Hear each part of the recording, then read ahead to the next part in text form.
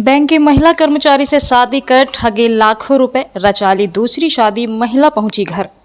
खबर रीवा जिले से है, जहां गढ़ थाना क्षेत्र के लॉरी क्रमांक 3 में रहने वाले वीरेंद्र द्विवेदी के घर एक महिला पहुंची और अपने आप को उनकी पत्नी बताते हुए 55 लाख रुपए ऐंठने की बात कही।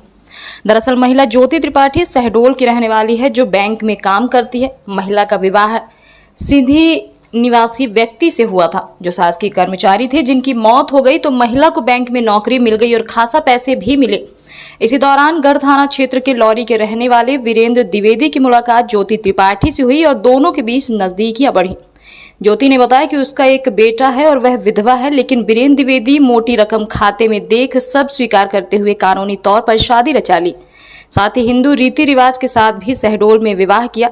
इस दौरान वीरेंद्र द्विवेदी महिला से 55 लाख रुपए ऐंठ लिए और साथ ही कुछ दिन पहले ही वरना कार भी खरीदवा लिया। शादी के 3 साल बाद वीरेंद्र द्विवेदी घर में पारिवारिक कार्यक्रम होने का बहाना बनाकर लॉरी आया और यहां दूसरी शादी रचा ली।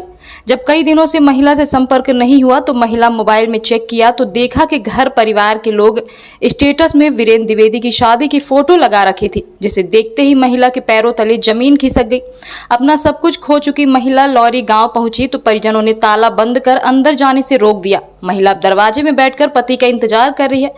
आप भी सुनिए किस तरह से एक विधवा महिला को ठगी का शिकार बनाया गया। अब उसे दरवाजे दरवाजे भटकने के लिए मजबूर किया जा रहा है। लोरी क्रमांक 3 में मैं आई हुई हूँ। मेरे पति ने मेरे साथ बहुत बड़ा धोखा किया है। ये मेरे साथ 2019 से मैं इनसे सबसे पहली बार मिली थी बैंक में, क्योंकि मैं बैंक में जॉब करती हूँ। उसके बाद 2020 से हम रिलेशनशिप में आए, फ़ोन में मिलने लगे हम आपस में फ़ोन में। और इन्होंने मेरे साथ, मैं पहले से शादीशुदा थी तो मैं विधवा थी, ये वो अच्छे से जानते थे। और मेरे पास बैंक बैलेंस था, ये भी वो अच्छे से जानते थे। और एक मैं बच्चे की माँ हूँ, ये भी वो अच्छे से जानते थे। मैंने उनको सब कुछ बताया था कि देखो मेरी कंडीशन ये है, अगर आप शादी मुझसे नहीं कर सकते तो मेरे रिलेशनशिप में मत आओ। लेकिन वो सब कुछ एग्री करते हुए मेरे से 2020 से लेके 2023 तक वो लगातार मेरे रिलेशन में थे। मेरे पैसे यूज करते थे, मेरे बेटे को अपना नाम देने की कोशिश करते थे, मेरे घर में एक परिवार के सदस्य के साथ रहते थे। और फिर जब ये सब हुआ तो मैंने बोला कि अगर ये सब है तो फिर आप उन्होंने मेरे पास शादी का प्रपोजल रखा और बोला मैंने अपने घर में सबको बता दिया है, बस आप एक विधवा हो इसलिए थोड़ा सा टाइम लगेगा, लेकिन सबको पता है और सारे लोग तुमको खुद घर लेके जाएंगे। और सब लोगों ने मुझे एक्सेप्ट किया अपने घर से, बस ये दिखाया नहीं कि मैं विधवा हूँ। इसलिए फिर 25 जून 2023 को पूरे हिंदू रीति रिवाज से मेरी शादी त्रिपुर सुंदरी मंदिर जबलपुर में हुई, जिसका रजिस्ट्रेशन नगर निगम से है। और हम फिर शहडोल आ गए और शहडोल में पूरे कागज डॉक्यूमेंट के साथ मेरे आधार कार्ड में पति वीरेंद्र कुमार द्विवेदी और मेरा रजिस्ट्रेशन, मेरी फोटो और मेरी शादी में 150 से 200 लोग थे। विधिवत मेरी हिंदू रीति रिवाज से शादी हुई और वो भी कानूनी तौर पे हम दोनों बालिग हैं। और मेरे कोई पति नहीं है, उनकी डेथ हो चुकी थी और ये इसका कोई विवाह नहीं था। तो हम कानूनी तौर से पूरे लीगली तरीके से शादी हिंदू एक्ट के तहत किया।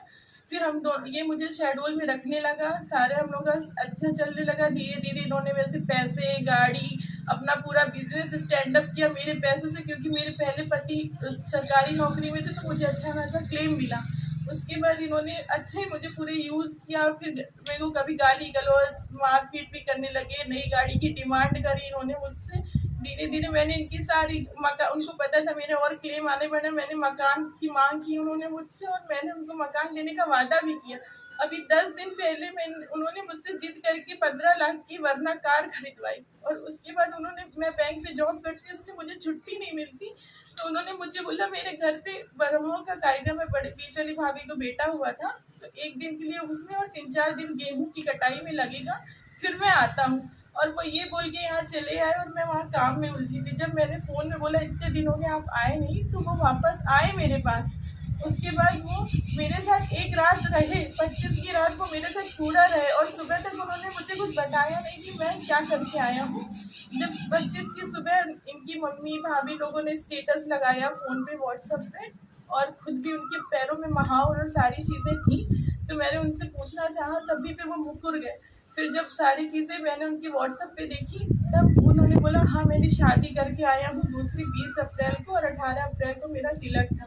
फिर उन्होंने हम दोनों वो मेरे साथ मारपीट किए, मुझे बहुत मारा, झगड़ा किया। तो मैं इसीलिए थाना गई एफआईआर कराने, क्योंकि मुझे मेरे जान का खतरा लग रहा था। इनके माँ बाप लोग सब मिलकर प्लानिंग के साथ गांव में आए और शादी कर दी।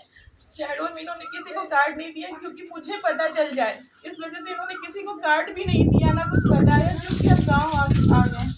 फिर उसके बाद यहाँ जैसे ही मैं आई तो इन लोग ने मेरे को मार पीट के घर के बाहर निकाल दिया और अपने लड़के को कह रहे हैं कि बाहर चला गया, फरार हो गया। अब मैं कहाँ जाऊँ, मेरा सब कुछ खत्म हो गया।